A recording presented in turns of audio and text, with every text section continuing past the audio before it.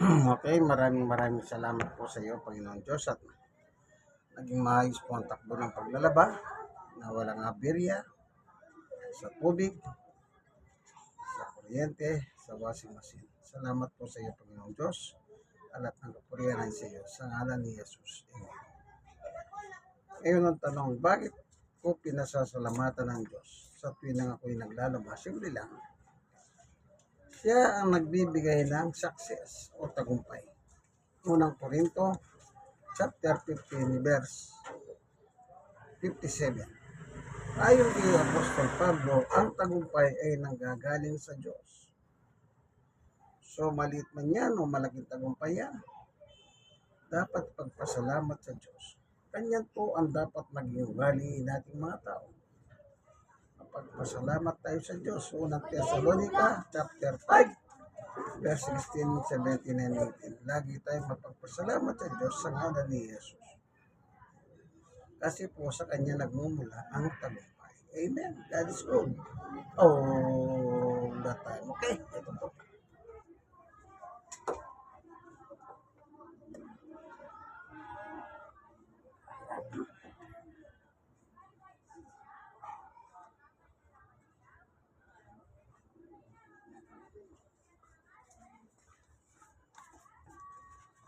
So, lalabas na po natin. Lalagyan.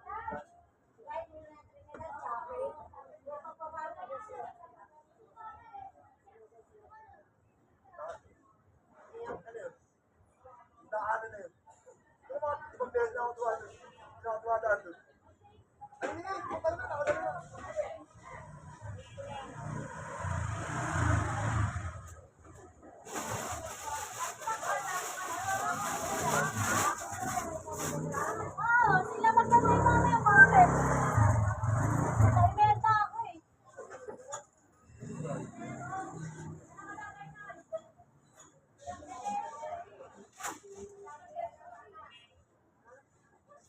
Sabi ko sa kanila, ikaw, kulang ka lang sa nag-iwalay eh. Pag may nangyari sa inyo at mag-umpin ka, akala ko makikita mo ba? Wala kang pena doon. Ayaw kayo kaya ako, wala nang namin yan. Ay, hindi ka na rin ito po.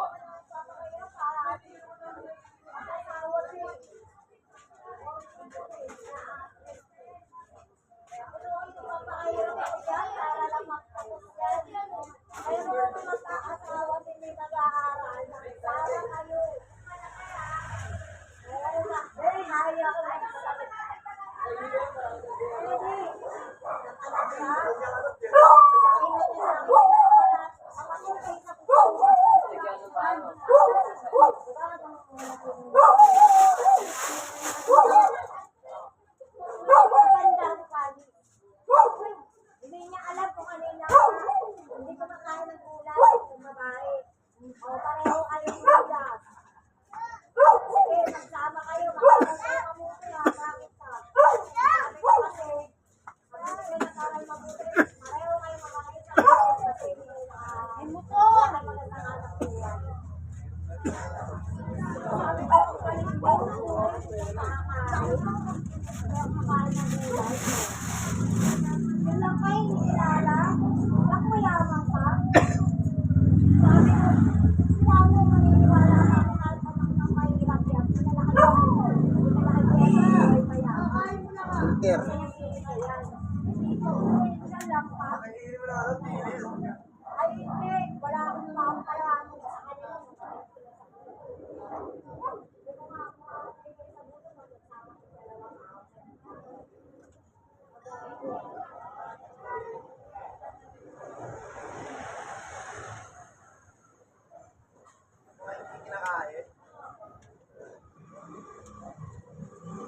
Panluwas sa tubig.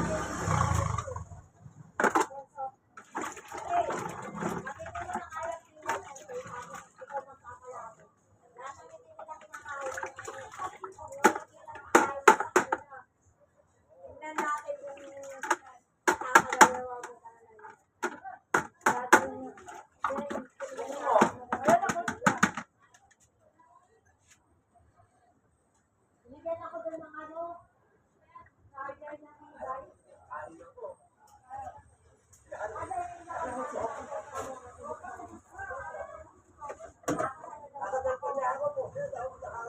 Punas, punas.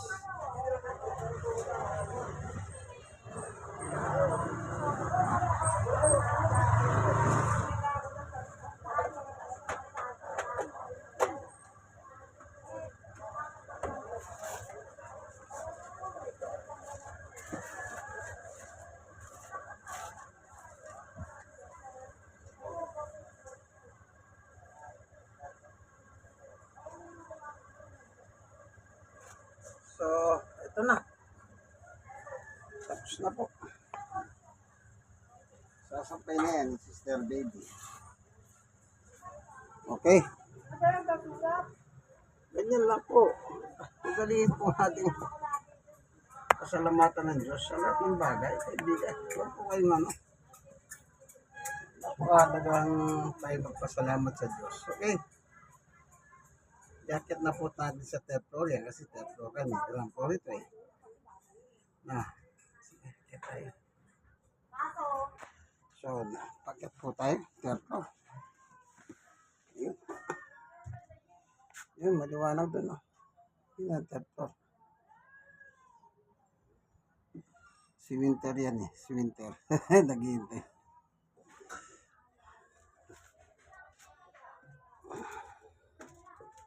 Okay.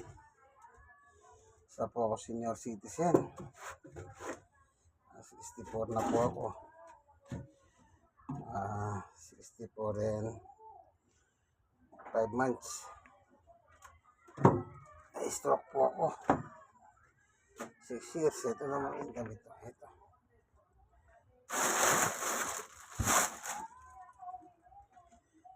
Six years.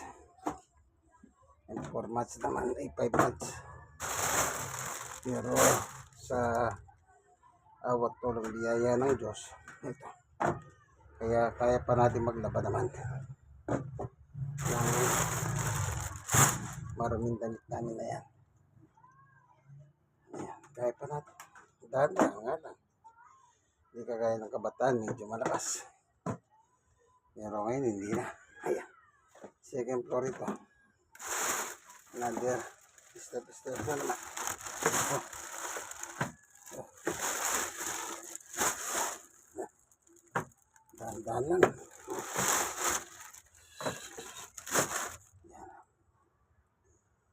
Ito yung nakita nyo sampay. Kahapon ko nilaban yan.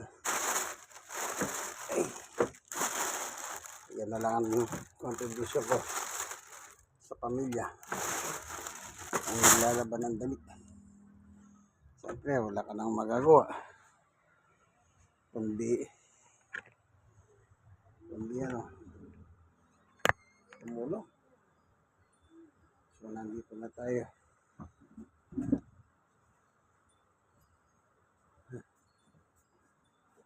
Sarap ang buhay nila. Pagka mainit sa loob sila. Para makatulog sila maayos. Kasi para lumagi sila Basta muna sa amin din yan eh. Huwag siya talagang gusto niya sa bahay. Ganyan yan eh. Naku, sabi niya. Yung aso kasi. Yung alaga namin aso, nanganak kasi ng 4. Puro lalaki. Sityo sila. Ventilador. Ayan, o aircon. Ventilador. Ventilador naman. Yan. Ay, Kasi, ang ano kasi dyan, sila yung mga aso, maliliit.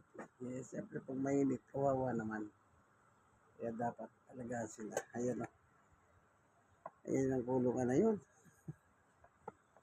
Ayan, si Summer yan. Yung 4 na puppies. Okay. Ito yung tatay. Tatay ito. Si Winter Hasala rin. Si Tarak. Tinarak man yan, tinarak. Nabuntis tuloy. Ayan. Ayan ang nanay. Si Summer. Ito yung mga puppies. Ayan.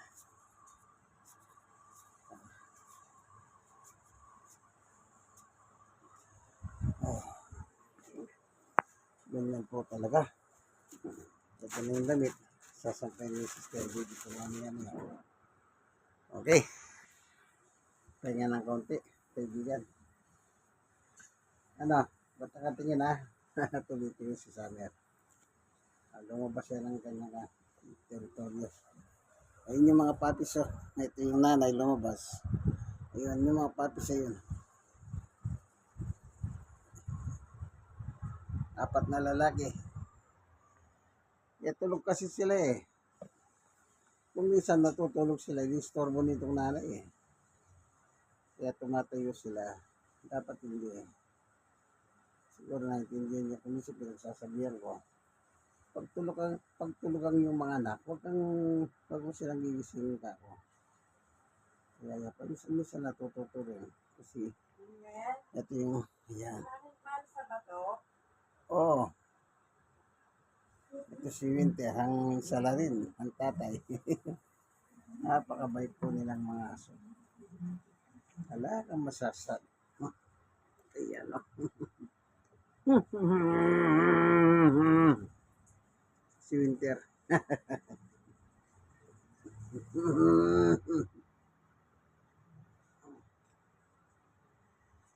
Sige, hanggang dito na lamang po. Thank you for watching.